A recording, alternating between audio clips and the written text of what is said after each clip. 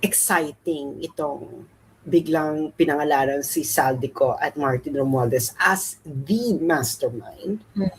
And tingnan natin if Martin Romualdez will actually follow through his threat that I will not go alone quietly. Correct.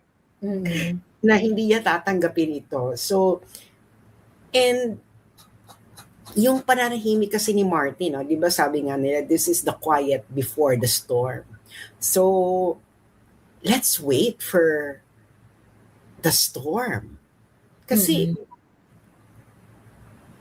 kakaiba to, no? Before, si Martin talaga, bawat eksena ng buhay, nagsasalita siya. Ito talaga, ang haba ng interval, ibig sabihin, there is a napapalapit na po, intertropical conversion. So, parating na ang Yolanda levels typhoon, ang surge mula sa Pacific Ocean. Diba sabi nila, the quieter it is, the more destructive the storm. Yes. Diba na kakaibang pananahimik ni Martin Romualdez, no? So, inaabangan ko ito dahil ito ba yung magkakaroon ng storm surge? True. Ang gagawin ba ni Martin Romualdez is madaming pwedeng mangyari. Ano bang gagawin niya? Gigibain ba niya? Gigibain ba niya ang House of Mamshi? Gigibain ba niya ang kasi hindi siya papayag, syempre. Kasi girl, huling can you imagine, Martin Romualdez is how old is Martin Romualdez? I think Martin Romualdez is about late 60s? 62. So imagine, ganyang age ka, tapos last term mo in Congress, and then ganyan ang gagawin sa'yo. Oo. Masakit yan, Martin. Kaya correct, Martin, bawi-bawi, di ba? Talaga, lumaban ka, Martin. Kaya, Popshi. Lumaban ka, Martin. Kung ako sa'yo, Martin, naku, kapapayag, hindi pa pwede. Correct. Hindi pa pwede. Kung ako sa'yo, maglabas ka rin ng mga pictures. At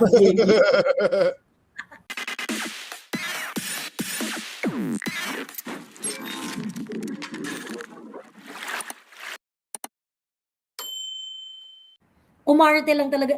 Talagang kailangan si De Lima, kailangan kasama siya. Umarte lang talaga si De Lima ng bonggam-bongga. Nakisawsaw lang talaga si De Lima dun sa kwentuhan. Gusto niya kumexer. Ay, hindi! Kailangan sabihin mo!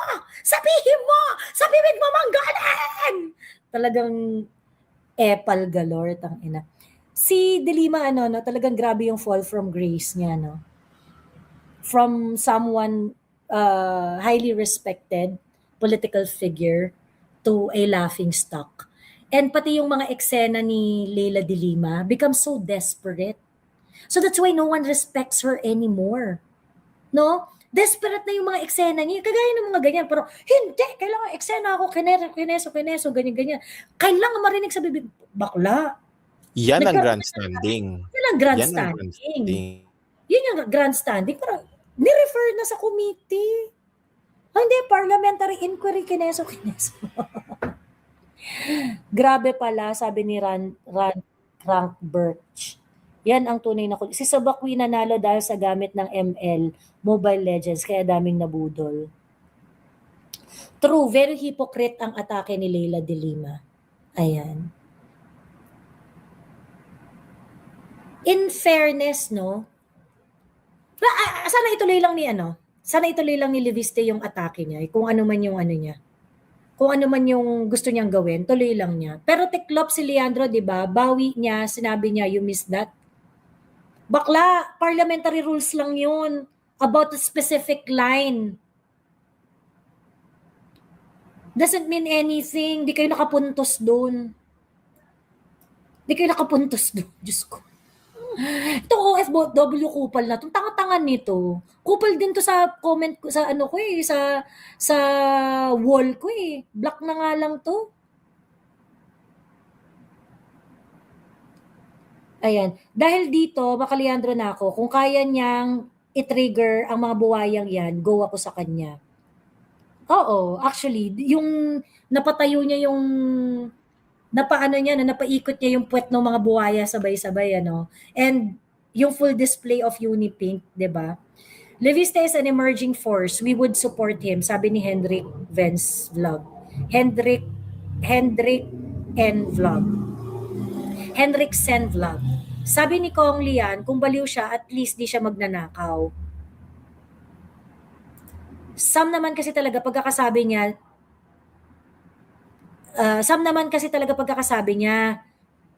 hindi niya nilahat. Actually, ang pagkakasabi niya, Sam, pagkatapos saka niya sinabi, di ba, Kong JJ Suarez, ganyan, ganun siya. And to be fair, JJ Suarez, on the surface, mababa talaga ang gastusin mo sa eleksyon. Kasi wala ka namang kalaban, unopposed ka eh. So, di mo talaga kailangan bumili ng boto. Kahit may bumoto lang sa mga kamag-anak mo, mananalo ka, ungas. Di ba? Unopposed si JJ Suarez eh. Sa distrito niya eh. So, totoo talaga na mababa lang ang gastos ni JJ Suarez sa eleksyon. Si Dilima yung tita mong may main character syndrome na nagmamaoy na sa reunion nyo. Ibulatlat nyo kung gaano ka ulok Congress nang isama natin sa pag-abolish niyan. I hope Libiste can still keep this up and I hope alam niya kung paano niya ano yung sinasabi ni Julius Nekia?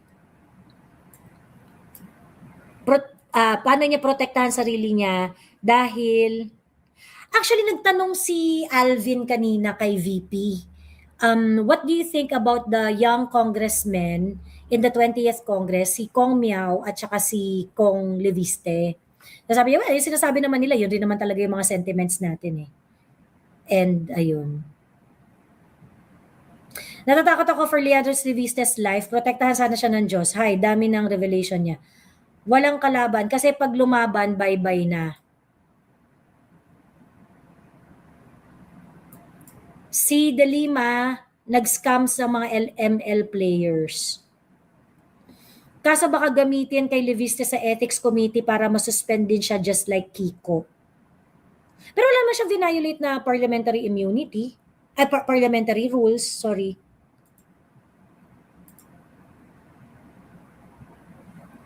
Walang kalaban si Suarez sa Quezon because na-disqualify kalaban niya or nategi for some reason, sabi ni Darkness.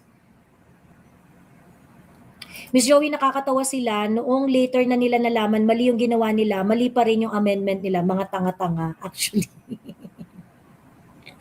actually. Ngayon, so pinastrick out nila from records yung privilege. Putang ina. Paano kung, alam mo yon yung kung hindi kumontra si Leviste, di malamang na-stricken out of records na yun. Tapos ang tanga-tanga rin ni ang tanga-tanga rin ni Paulo Ortega, ni Baby Boy Tambi Ortega. Bakit may strike out from records? Kapwa mo, congressman niya, parehas lang kayo ng mandate, tanga. Pagkatapos papabura mo yung privilege speech niya. Diyos me. Magaling si Leviste Hanep, sabi ni Aryum Yona. Violation yung pagiging buwaya nila. Yung kaya nagdrama si De Lima para may weight yung referral po nila sa Committee on Rules. Nakakasukat ka diri ipabura ang privilege speech. Diyos ko, Diyos mio, sabi nga ni Kong Marcoleta. Naratel si Ortega. Nataranta siya nung parang pinabura. Pagkatapos pinut niya into vote, bobon. You cannot put that into vote, gago! Tangain na. You cannot put that into vote, tanga. Diyos me. For sure, magpapatulong na sila sa NBI para tugisan nagpapakalat ng privilege speech ni Leviste. Ayun. Anyway, eto na nga, no? Ayun. Tingnan natin mga susunod na kwento. Tingnan natin mga susunod na kabanata. At kung paano mangyayari ang mga hechos balungos. Sabi ng Parrot, 300K lang ata each kong yung binigyan, kaya maraming bumaligtad raw. Ay, talaga? Sa impeachment yan? You're talking about the impeachment? Miss Joey, bakit pa tinawag na privilege speech kung buburahin din pala? Anong saysay nun? Yun nga eh.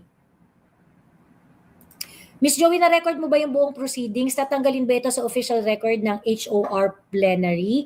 Yung official record nila, tatanggalin. Pero I don't think kung matatanggal ito, kasi it's live broadcast eh, they cannot remove it. So makikita, yun, ano na, pero yung official records ng Congress, makikita doon kung ano yung mga in-stricken down nila. May numbers ba talaga sila? Ang kwento kasi Larsis, kumpleto na yung 106. Gusto lang raw nila na mas tumaas yung numbers. Ganon. Kaya nga dapat yung mga no impeachment dyan, do not stop. Kayo, bumoses na kayo. Kahit yung mga congressman ninyo ay hindi bumoto sa impeachment, mag-post pa rin kayo. Mag-thank you kayo, ganyan-ganyan, na kung sasabihin ng yung congressman ninyo, hindi boboto sa impeachment, malinaw na hindi boboto kasi hindi na bumoto last time, tapos nagpahayag na ng ganyan, post something to appreciate them. Support. Ngayon, doon sa mga hindi nyo alam kung ano magiging boto nila, urge them to vote no for the impeachment. Ayan, sabi ni V Mexico, I heard about the 300K po. Baka 300K yung cash. 300K yung cash, pagkatapos the rest, FLR or OMB. Ganon. FLR or OMB. Ayan. Congressman namin si Abante, sabi ni ako si Onin. Ano ang tawag dito? I-keme mo siya. Ano mo pa rin, i-call out mo pa rin na i-call out. Itag mo pa rin ng itag, sulatan mo pa rin ng sulatan. At kayo, kadistrito ni Abante, salita kayo, di ba? Magsalita kayo ng bonggang-bongga. You can say, I, insert your name, a resident of so-and-so of what district, respectfully call on your congressman not to sign the impeachment. You support the VP, you believe the impeachment is about political persecution, not accountability, respect the mandate of 32 million Filipinos, respect the surveys, the trust approval surveys, and also the presidential surveys for 2028. So represent the will. Tell your congressperson, represent the will of your constituents, respect the people's mandate, do not sign the impeachment. Ganun lang ka-simple. A small post, ganun. Di ba? It's a small post. Correct. Sabi niya, Miss Joey, na-topic din Bayabaw sa peanut ba? Ay, huli ka na sa balita, Jonathan. Hindi pa siya lumalabas sa balita. Nabalita ako na dito. Kanina. Ayan. Yes, Miss 300K cash, then 500K promise later, na kaya maraming umatras dahil pangalan nila ang itataya, ang liit draw. Sabi ng Parrot, nabasa ko sa post ni Dare to Ask yata yun. 800K? Barya lang yan eh. Oo. Actually, they are trying to bribe daw ngayon. Bribe eh. Yung kung parang ang hinihimas nila ngayon, mga Bohol and Cebu Congress. Pero parang kasi ang sabi kasi sa kwento dyan, ang sabi kasi is gusto nila na bigyan ng deal yung mga Bohol and Cebu congressmen. Kaso ayaw nilang pumayag dahil nga it's too risky, it's too ganyan-ganyan. Sabi, babalikan daw sila with a better offer. Ako feeling ko, hindi na nila babalikan yung Bohol at saka Cebu congressmen. Magmo-move on sila dun sa mga congressmen na mas madaling bilhin. Kagaya ng mga Bulacan congressmen! Ayun. Respect the people's mandate, no to impeachment. Yun lang. Sabi ni For Universe, wag niyong murahin, be nice. Oo, wag niyong murahin. Wag niyong murahin unless nagbumoto na sila last year ng impeachment. Ganon. Pero as a general rule, be nice. Gandahan niyo yung ayun. Gandahan niyo yung letter ninyo sa kanila. They want to make it seem na Visayas is against Inday, kaya sila nanligaw. Sabi ni It's Fudge. Ayun. Kahit pa lahat ng congressman pumirma, 306, how many? 300 congressmen cannot supersede the will of the people. Mhm. So kaya that's why we have to be loud on this. That's why we have to be really vocal dun sa natin, sa stand natin na wag i-impeach si Inday Sara. Si Atayde bumoto sa impeachment last time yan yan ang buwaya sa district namin. And the more that you need to call him out na hindi yan ang boto ng sambayanan, hindi yan ang boto ng mga constituents niya. Ayan. Sabi ni Smackdown Boy, "Hi, Ma'am Joey, tagal ko na po kayo di nakita. Salamat po sa pick and beso nung nakaraan." Sabi ni Smackdown Boy, ayan, hello. While listening to Lian a while ago, he sounded so confident with what he divulged, but he was already being bullied. So, who do you think they are even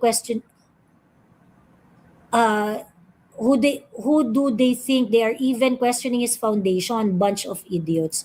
Actually, sila yung nawala sa line of question. Sa amin si Franz Pumarin bumoto na yes last year sa impeachment. Di ko alam kung boboljakin ko siya o dadaan ko sa maginoong usapan para di bumoto sa impeachment this year.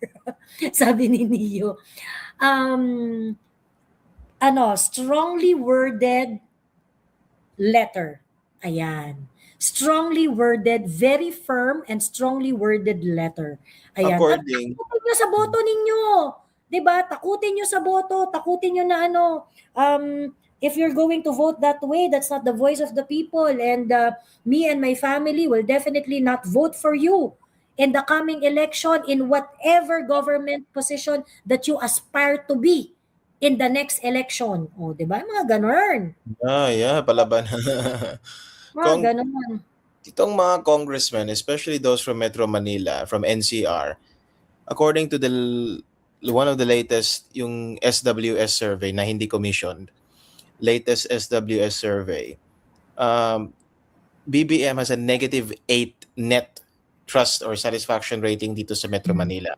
VP Sara has a +2 net trust rating. So BBM has -8, VP Sara has +2 dito sa Metro Manila. So they should take that in. You should keep that in mind. Who you're doing this for. Si Kong Almario ba nag-no sa impeachment ni VP? Kung nag-no ngayon, alanganin talaga siya. Parang si Almario, si Chino Almario to, no? Hindi, bumoto ba siya last year? Parang bumoto siya last year sa impeachment ni VP. I think the couple, diba? Is it the couple? The couple, oo. Check. Bumoto. Pero, ngayon daw, ayaw na raw ni Chino Almario na mapasama yung name niya sa impeachment resolution against Inday. Kasi yung pamilya niya ni Almario, Duterte talaga Duterte, yung lalo na yung folks niya ni Almario, Duterte talaga. He did not sign last year. He did not sign. He did not sign. Hindi siya bumoto last year. No si Chino. Okay. As kahit last year pa rin. Si Wifey lang daw ang bumoto. Ayun. Kasi yung pamilya niya ni Chino, ang tawag dito, DDS. DDS talaga yung family niyan. Alanganin naman talaga si Chino. Nagkamali sila ng inasawa. Ayan, okay. So anyway, ang tawag dito, before tayo mag-end, gusto ko lang i-share sa inyo yung video ni, ang tawag dito, si Kong Harold Duterte. Nakausap niya yung mga kasekta ni Benny Abante. Nakausap niya yung mga kasekta ni Benny Abante. Pagkatapos, nag-release ng statement yung mga pastor na sinusuportahan daw nila ang mga Duterte. Ayan. Tapos meron talaga silang word to certain, hindi nila pinangalanan si Benny Abante, no? Pero parang yung kasi nito, yung Baptist Church kasi na to nila Benny Abante, parang yung marami silang mga churches all over the Philippines, pero yung mga churches walang pakialamanan doon sa church ng iba. Kumbaga may autonomy yung bawat flock. Hindi sila makokontrol ng ibang mga Baptist church. Basta may nag-explain sa akin yan na miyembro ng Baptist eh. So even before, sinasabi na nila na si Benny Abante, gusto raw niya talaga i-consolidate yung mga Baptist church. Gusto raw niya i-consolidate lahat. Ngayon, yung mga leaders, ayaw daw talagang pumayag. So, yung kay Benny Abante, kung sino man yung sumusuporta kay Benny Abante, ka-church lang din niya talaga. And then, maraming mga member, yung mga believer na nagsisimba sa kanya, na nabubisit na sa kanya, pagkatapos, nagpupunta na lang sa ibang Baptist church din. Oo, di sila same ng INC. Hindi ganon. Hindi yung parang isang rule lang, isang ganyan-ganyan. So, meron silang autonomy. Finally, nagsalita na yung mga head ng iba't ibang mga Baptist churches. At sinabi nila na Duterte kami. Ayan. And ito yung video ni Boss Mil. To express our support for the Dutertes. Well, thank you. Yeah. Sabihin lahat kayo mga Duterte will really support. Salamat. Okay? Nandito kami, Kong. Yes. Yes, Pastor. It's because it is not hidden to you. There is a congressman here. Oh, And he is a Baptist pastor. But we would like to state our stand. Maybe we have the common doctrine, but not political. Dumistansya na ng bonggang-bongga. Dumistansya na. Naalala mo sa si Benny Abante nung pinagmamalaki niya sa Tricom na meron 6,000. voting 6,000 block daw votes. sila. Oo. 6,000 votes. Voting block daw sila. Ayan. So, sino kausap niya? Ang kausap nito ni itong nakabarong na nakasalamin na white, yung naka-side view, si Kong Harold Duterte yan. PPP party list. Pagkatapos yung lalaki, yung old guy, is parang bishop to doon sa Baptist Church. Ka-religion nila si Benny Abante. Tapos ngayon, itong mga Baptist Church leaders na to, dumistansya na sila kay Benny Abante. Ayan. Okay. Parehas lang kami ng doctrine religiously, pero yung politika magkaiba. Ayan. So, Categorically, sinabi ng Baptist Church. nakakahiya naman yan. True. Ayun. Therefore, we are not in unity with his political stand, whatever he is doing. Okay. we respect that. Okay. So, we would like to express our support for the Dutertes. Well, thank you. And we would like to present this to you. Okay. And the Dutertes, sabihin natin mga Duterte will respond. Okay. And if I may request respectfully, Your Honor, kindly furnish this to the office of the Vice President in decision. Ito po, ito po kasi. Patay ka, sinulat talaga. Sinulat sa papel. Talaga black and white. Benny Abante, they want to keep their distance to you. Manifesto, no? Whereas. Manifesto. Yes, oo. Diba? Dito sa mga halika dito sa medyo muna tayo. Pastor Eric Arago po, pagpanakin na. Kaya kasi na, tayog. Normal so mga ganun pagkat. Malala. Alala ko siya. Isa ay. Siya kayo. Okay, pwede po para binalonan pagkat. Alright. So, ganyan po. Sura siya sa po kasi sa mga. Sa bisita ko po.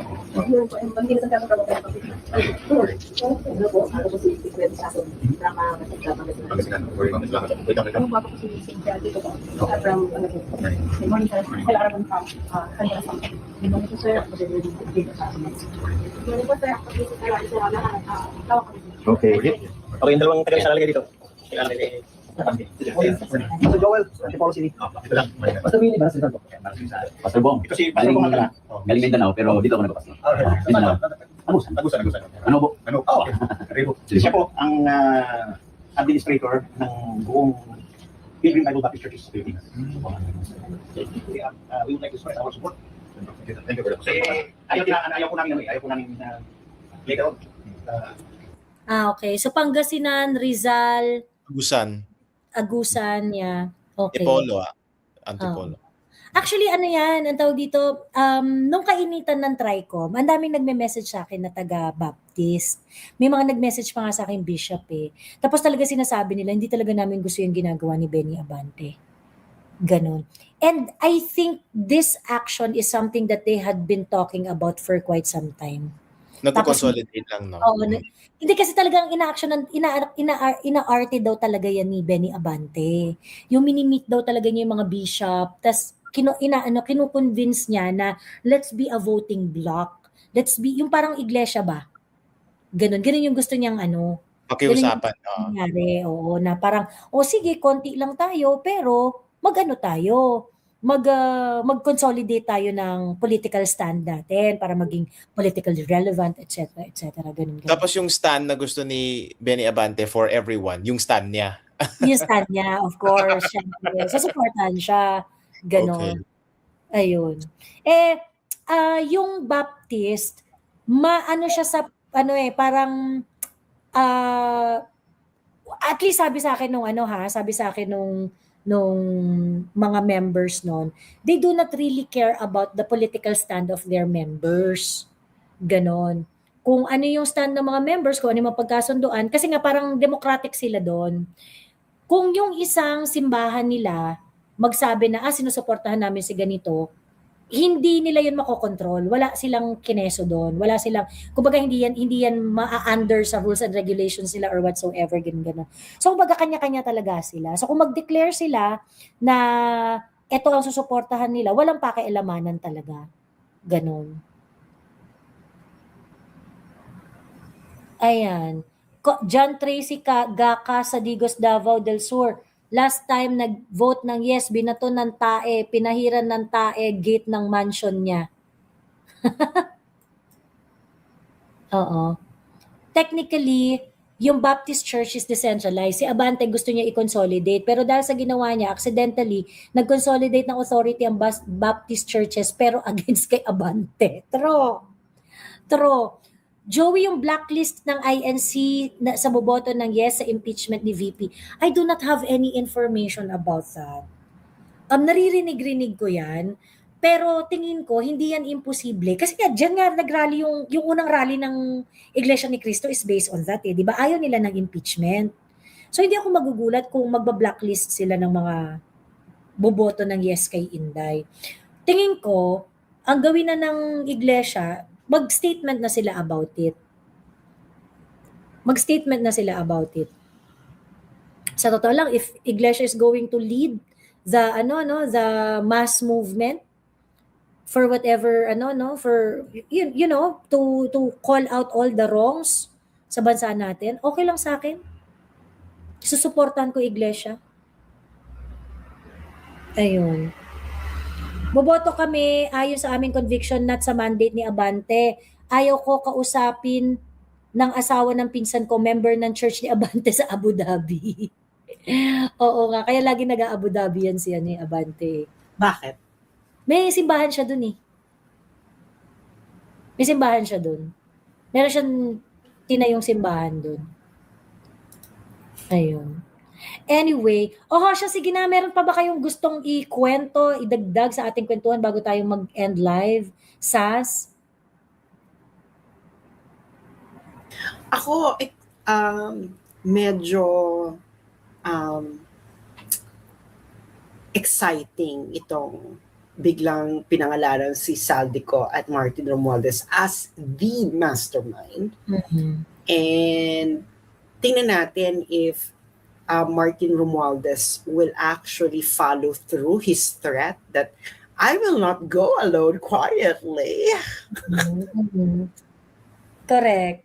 Mm-hmm. Na hindi niya tatanggapin ito. So, and yung pananahimik kasi ni Martin, di ba sabi nga nila, this is the quiet before the storm. So, let's wait for the storm. Kasi, kakaiba to, no? Before, si Martin talaga, bawat eksena ng buhay, nagsasalita siya. Ito talaga, ang haba ng interval, ibig sabihin, there is a papalapit na po, intertropical conversion. So, Parating na ang Yolanda levels typhoon, ang surge mula sa Pacific Ocean. diba sabi nila, the quieter it is, the more The destructive the stronger. storm. Yes. Diba na kakaiba ang pananahimik ni Martin Romualdez, no? Mm-mm. So, inaabangan ko ito dahil ito ba yung magkakaroon ng storm surge? Mm. True. Ang gagawin ba ni Martin Romualdez is madaming pwedeng mangyari. Ano bang gagawin niya? Gigibain ba niya? Gigibain ba niya ang House of Mamshi? Gigibain ba niya ang kasi hindi siya papayag, syempre. Mm-hmm. Kasi girl, huling can you imagine, Martin Romualdez is how old is Martin Romualdez? I think Martin Romualdez is about late 60s. Mm-hmm. Martin So, Romualdez, check natin. Martin Romualdez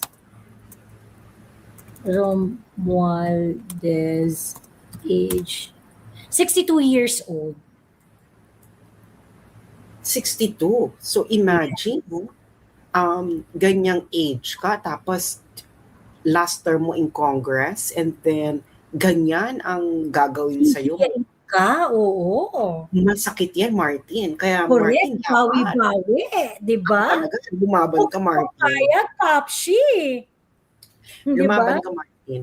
Kung ako sa'yo, Martin, naku, kapapayag, hindi pa pwede. Correct. Hindi pa pwede. Kung ako sa'yo, maglabas ka rin ng mga pictures. At Correct, na mga eskandalo na malulupit. oo, Diba? pwede ba yan, Martin? Ano yan? Oo, ako ina-expect ko merong mga skandalo si Mamshi at saka si Popshi. Nalalabas. Di ba sabi niya, I am not going to be responsible for the corruption of others. Sino ba yung kailangan may others? Oo. Kailangan i-reveal yung others na yun. Hindi ba? Kaya ako ngayon talaga dito. Ako talaga, inaabangan ko talaga ang rest back ni Martin. Kasi alam mo, kasi marami nagsabi sa akin, no, na Martin is a very cunning. Yeah. Very cunning. Na talagang you cannot, kaya nga, so imagine, Mamshi versus Tambi. Kung ito talaga yung Mamshi versus Tambi, you have two cunning individuals going to do cunningness towards each other. Ay, nato, bongga eksena. Kaya ako sa'yo, Martin, inaantay ko ang pagdating ng hanging habagat.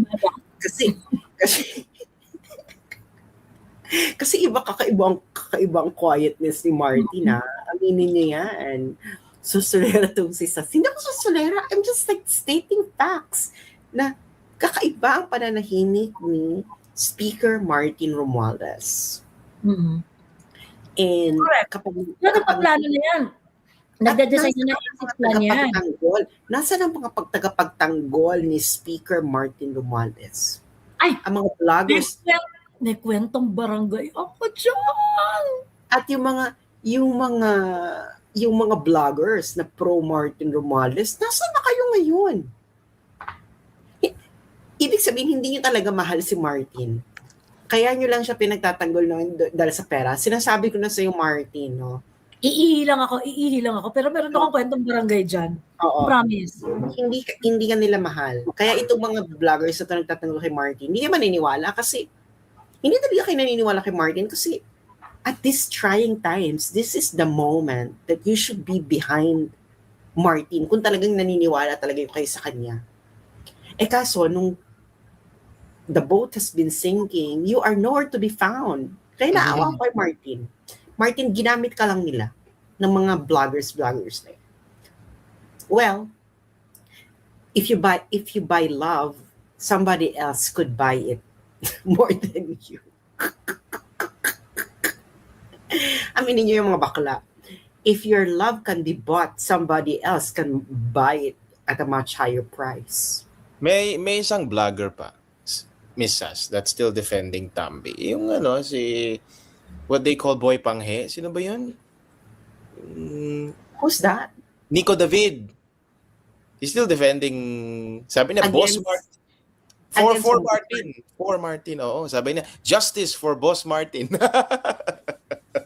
Boss Martin. Oo, tawag niya, Boss Martin. Can you imagine?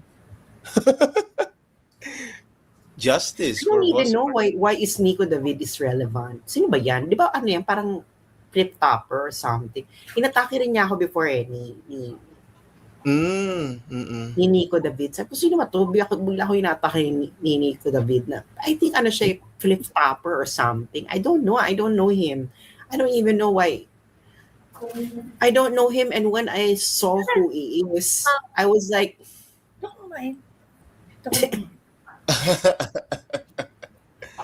Yeah, he's a best friend yan niya, no?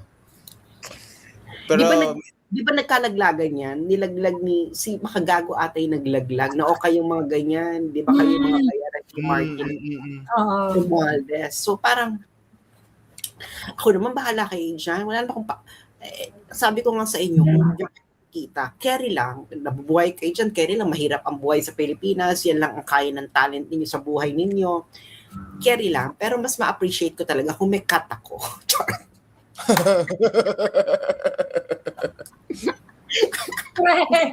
Ay, sa mga para madalas-dalas tayong dalawin ni Sas mula sa kabilang buhay, wag niyong kalimutan ang kanyang abuloy.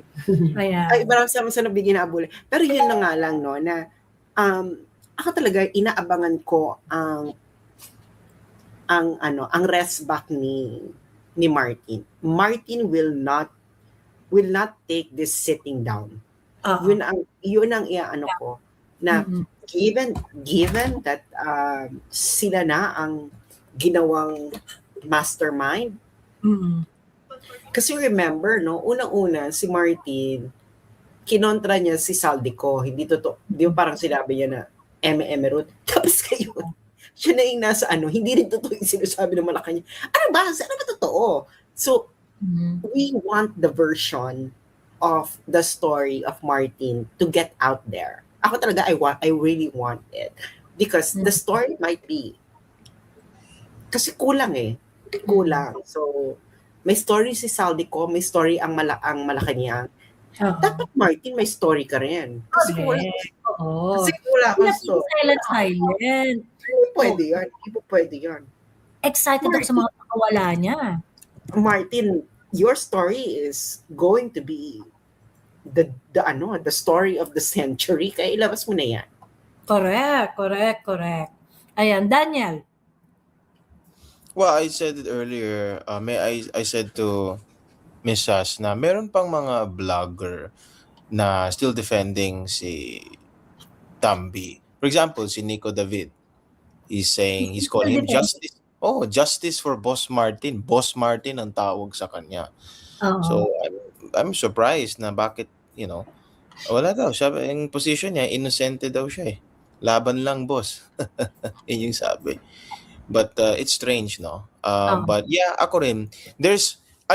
Deep down, I think you also have the same feeling. Baka there's a possibility na baka palabas lang to, like double jeopardy thing.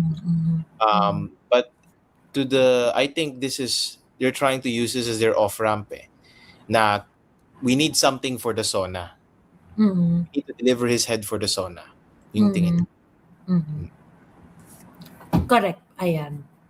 Sabi ni Adrian Pascual, tama si KLC, dapat din imbestigahan si Judas Sidre ng OMB. Everyone knows na siya ang loyal pig bull ni Tamba. Correct. Ayun. Anyway, eto na nga. Kukwento ko na ang aking kwentong barangay. Ayan. Let's go. Sas and Daniel, thank you very much. At ilalagay ko na kayo sa backstage para maikwento ko na ang kwentong barangay. Thank you. Bye-bye. Ayan. Eto na nga ang kwentong barangay. Doon sa barangay namin, Di ba maraming nagbabayad doon ng yung si Donald Duck? Si Donald Duck, di ba maraming taga-tahol yan si Donald Duck?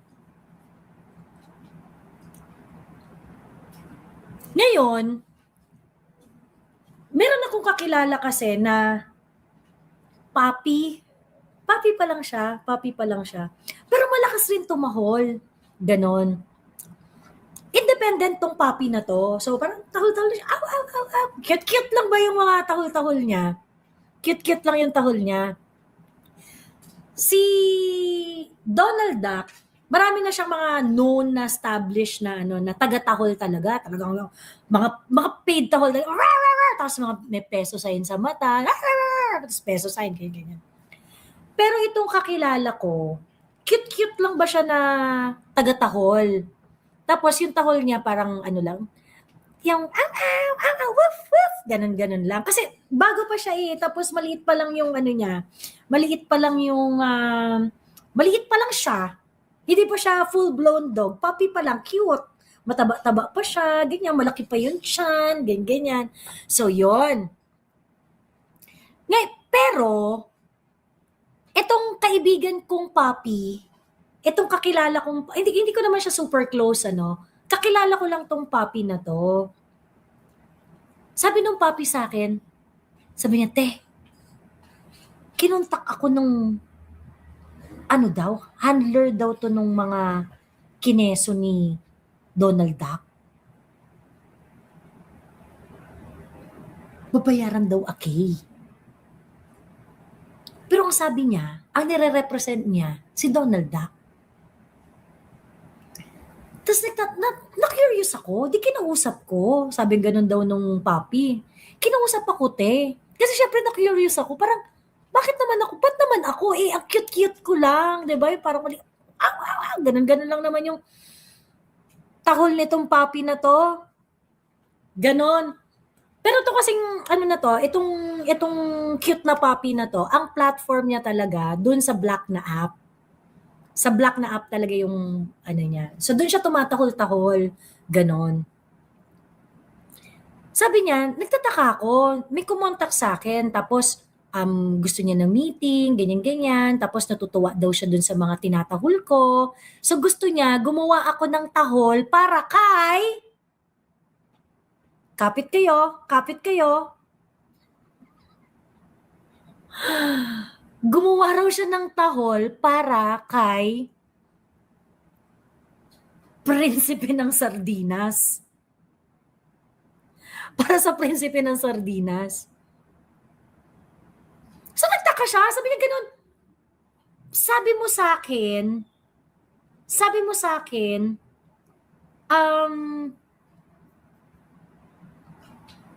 ang ikaw ay under kay Donald Duck.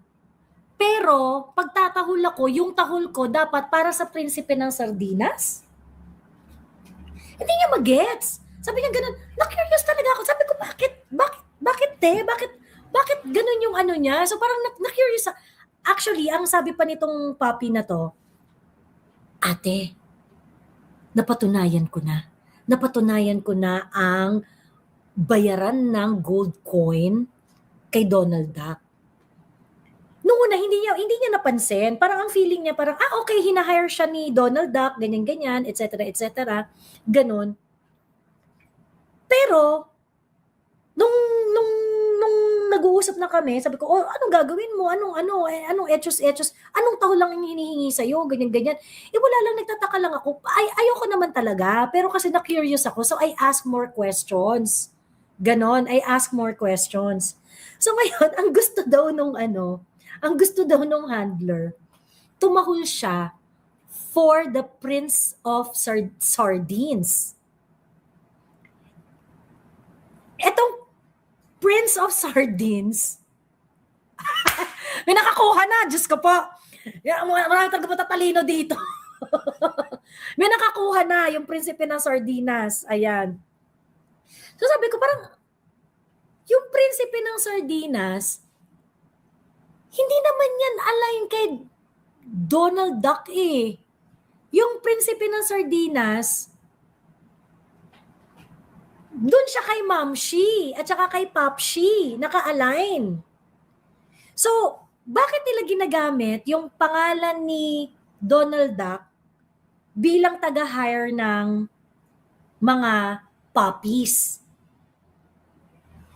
So, tingin ko, okay, letter A, okay, they are really out to ruin Donald Duck. And I think ginagawa na si Donald Duck na cover para sa mga taho lang magaganap.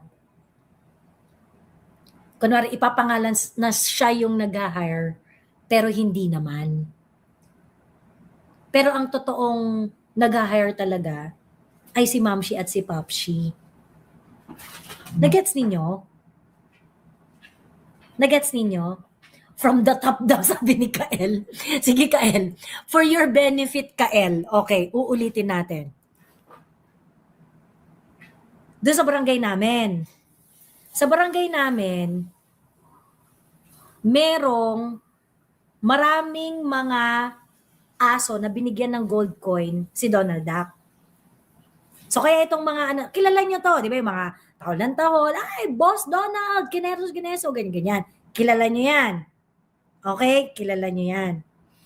So ngayon, merong maliit na papi na taga-barangay namin. Yung maliit na papi na to, maliit lang siya, pero magaganda kasi yung content niya. Quality. Quality talaga yung content niya. Maliit, pero quality. May nag-approach sa kanya. Yung nag-approach sa kanya, sabi, ay, representative ako ni Uncle mo Donald. Ganon. Itong Uncle mo Donald, ang sabi ngayon nitong representative kuno ni Uncle mo Donald, bigyan kita ng gold coin para tumahol ka ng cute. Pero sa pagtahol mo ng cute, ang pupurihin mo ay, okay, si Prinsipe ng Sardinas. So, na-lost tayo doon. Bakit Prinsipe ng Sardinas yung gusto nyong ikeso, ganyan-ganyan.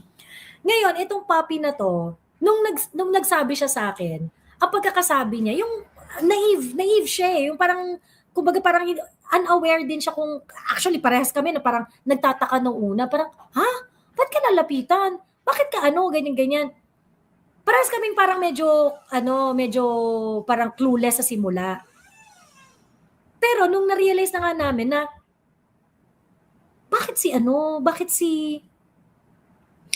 Prinsipe ng Sardinas yung pinapatahol sa'yo? 'Di ba? Bakit si Prinsipe ng Sardinas? At bakit hindi si uncle mo Donald?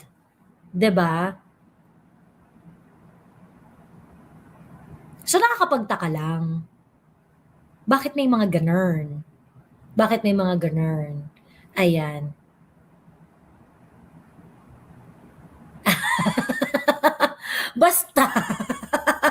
Basta merong puppy na cute. Ayun. Tapos yung tahol niya, kaso nga lang, di ba, syempre, yung mga puppy, mga ano pa yan eh, yung mga puppy, ingat ka dyan kasi yung mga puppy na yan, yung hindi mo pa mapapansin, may dala-dala palang rabies, di ba?